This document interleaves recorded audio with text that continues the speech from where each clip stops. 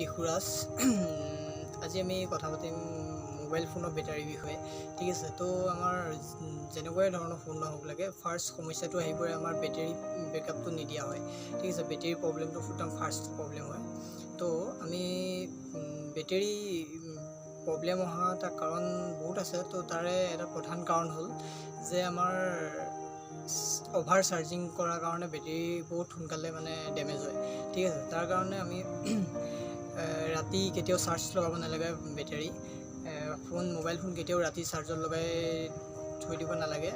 তো চাৰ্জত লগাব লাগে ৰাতি, তো 100 হোৱাৰ আগে আগে চাৰ্জৰ পৰা এৰাই দিব লাগে। ঠিক আছে, তো আমাৰ কেতিয়াবা এনেকুৱা হয় যে আমি ৰাতি চাৰ্জত লগাই লওঁ, চাৰ্জত লগাই আমিতো শুই যাওঁ। পাছত আমিতো গম নাপাওঁ চাৰ্জ ফুল হ'ল নে হোৱাই নাই, কিন্তু আমি গম পাই নাথাকোঁ, আমিতো টোপনি গুচি যাওঁ। তো ফোনটো মৰ্ণিঙলৈকে চাৰ্জত লাগি থাকে আৰু মৰ্ণিঙৰ আগততো 100% চাৰ্জ হৈও তাত অভাৰ চাৰ্জ হৈ যায়।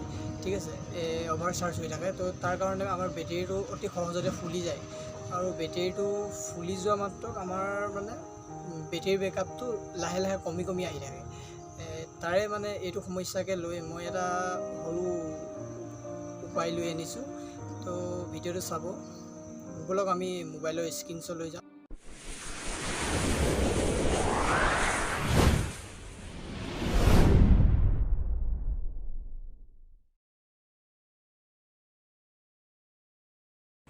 তো আমি ফাৰ্ষ্ট এতিয়া মোবাইল স্ক্ৰীনত আহিলোঁ। তো ফাৰ্ষ্ট আমি ইয়াৰ কাৰণে যাব লাগিব, প্লে' ষ্ট'ৰত যাব লাগিব।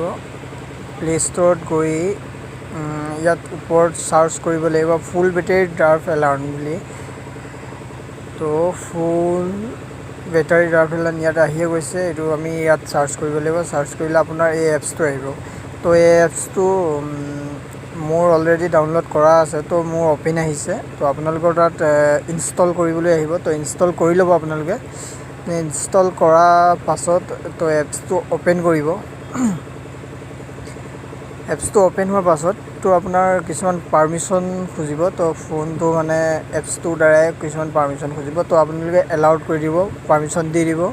পাৰ্মিশ্যন দি দিয়াৰ পাছত এনেকুৱা এখন ইণ্টাৰফেচ আহিব। তো ইণ্টাৰফেচ অহাৰ পাছত ছাইডত 3 ডট দিয়া আছে, দেখিছে? তো 3 লাইন দিয়া আছে ছাইডত। এই 3 লাইনত ক্লিক কৰিব। 3 লাইনত ক্লিক কৰাৰ পাছত ইয়াত ছেটিংছত যাব। ছেটিংছত যোৱাৰ পাছত ফাৰ্ষ্ট টাইম চাউণ্ড চাই ল'ব। চাউণ্ডটো আপুনি ভাইব্ৰেশ্যন লাগে নে নালাগে, বা চাউণ্ডটো আপুনি কেনেকুৱা ধৰণৰ ৰিংটন দিব বিচাৰিছে। তো আপুনি সেইটো নিজে মন পচন্দ কৰি চইচ কৰি ল'ব। তাৰপৰা বেগ আহিব। বেগ অহাৰ পাছত ইয়াত বেগ অহাৰ পাছত ফুল বেটেৰী লেভেল এটা অপশ্যন আছে। ফুল বেটেৰী লেভেলত ইয়াত আপুনি কিমান পাৰ্চেণ্টেজ চাৰ্জ হ'লে আপুনি এলাৰ্মটো বজাটো বিচাৰে। যে মোৰ এতিয়া দিয়া আছে 100%। তো মোৰ ফোন চাৰ্জত লগাই দিলে যেতিয়া মোৰ 100 চাৰ্জ হ'ব ন, তেতিয়া মোৰ অট'মেটিক এলাৰ্ম বাজিব। তো যেতিয়ালৈকে মই চাৰ্জাৰৰ পৰা ফোনটো এৰাই নিদিওঁ, তেতিয়ালৈকে মোৰ এলাৰ্ম বাজিয়ে থাকিব। হয় ৰাতি হওক বা দিনত হওক, এইটো এলাৰ্মটো বাজি থাকিব। তো এৰোৱাৰ পাছতহে এলাৰ্মটো অফ হ'ব। ঠিক আছে, তো আপোনালোকে এইটো নিজৰ মতে ৰাখি ল'ব, কিমান পাৰ্চেণ্টেজত ৰাখে। ইয়াৰ পাছত কি কৰিব, ইয়াত এটা অপশ্যন আহিব অটো এনিমেল ড্ৰাফ্ট এলাৰ্ম বুলি। তো এই অপশ্যনটো আপুনি ক্লিক কৰি থ'ব। মোৰ অলৰেডি ক্লিকে আছিলে, তো এনেকৈ থাকিব। তো ইয়াত টিক ৰাইট চিন দিয়াই ক্লিক কৰি ল'ব।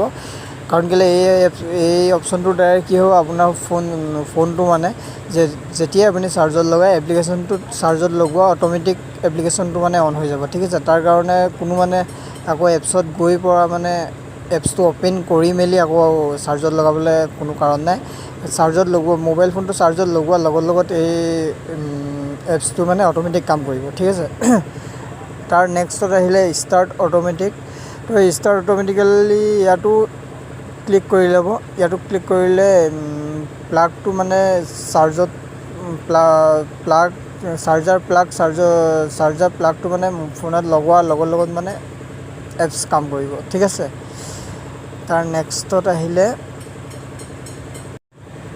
ইমানে। আৰু এই এপছটোত বহুত কিবাকিবি ফিচাৰ্ছ আছে, এইবিলাক আপোনালোকে নিজে চাই ল'ব। মোৰ ভিডিঅ'টো অলৰেডি বহুত দীঘল হৈ গৈছে, তো মই আৰু দীঘলীয়া নকৰোঁ।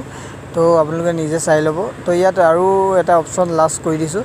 তো বেটেৰী টেম্পাৰেচাৰ ৱাৰ্নিং লেভেল ইয়াত অপশ্যন এটা আছে। এইটো আপুনি কিমান টেম্পাৰেচাৰত মানে হ'লে মানে আপোনাৰ ৱাৰ্নিং দিব লাগে, তো সেইটো আপুনি চেক কৰি ল'ব পাৰিব। ঠিক আছে।